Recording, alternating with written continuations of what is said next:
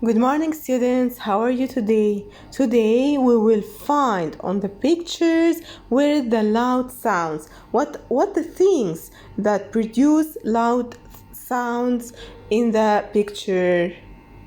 Look at here. Drum. Drum.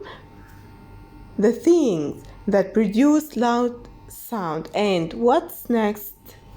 Fireworks. Fireworks produce a lot of loud sounds. And what else? Loud. When I hear so loud voices. So next, baby. When the baby's crying, he made loud sounds like wah, wah. Right. And the alarm clock. Tick tock, tick tock, tick tock, tick tock. So tick tock, the alarm clock make a loud sound. Right. What else? Wheeler truck. Wheeler truck. Vroom.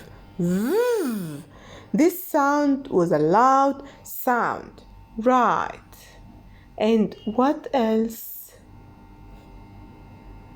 Fridge. Right, so all these things, loud, drum, fireworks, wheeler truck, baby, fridge, and alarm clock, all this loud sounds are powerful sounds that are high volume. So we use our ears to listen to the sounds. Very good.